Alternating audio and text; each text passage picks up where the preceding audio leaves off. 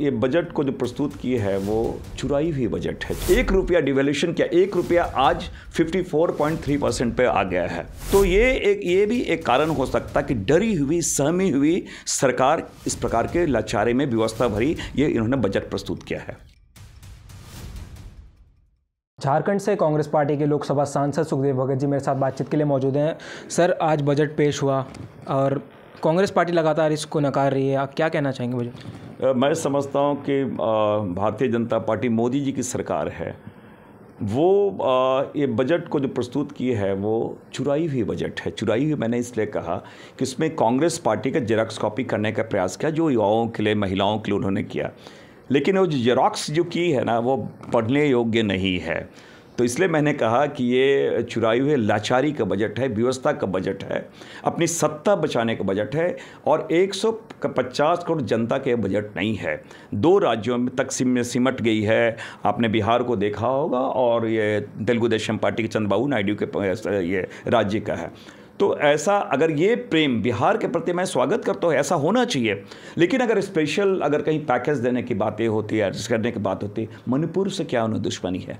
मणिपुर के बारे में ना बजट प्रधान ना कहीं बोलते हैं, मौनी बाबा हो जाते हैं। अभी मैं पंजाब, बगल के पंजाब की बात, पंजाब केसरी के लोग अभी जो नाम अभी आ रहा है, लगातार आंदोलनरत किसानों के बारे है, उसके बारे भी ये मौन है। और सबसे बड़ी बात है कि लगातार जो पूरे देश में जो बहुत बड़ा रोल प्ले करता है, जो हमारे मध्यम जो MSME की बात करें तो वो 24 लाख, अगर 16 से लेकर 21 तक में 24 लाख यूनिट उसके बंद हो गए, उसके बारे में ये मौन है।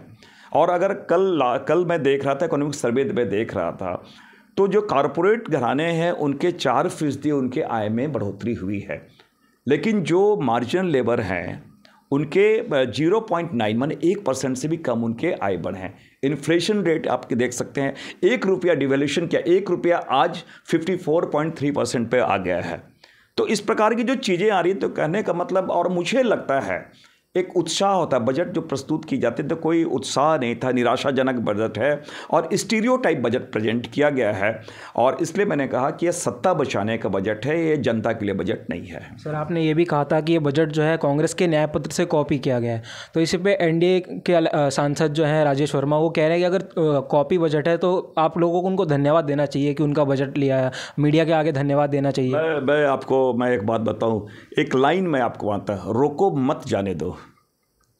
एक होता रोको मत जाने दो, लेकिन रोको में अगर आप कॉमा लगा देंगे तो रोको मत जाने दो, अर्थ का अनर्थ हो जाता है। इन्होंने कॉपी जरूर की है, लेकिन कॉपी में नियत वो नहीं है जो चीज़ें कांग्रेस पार्टी ने लाई थी, जो राहुल गांधी जी ने लाई थी।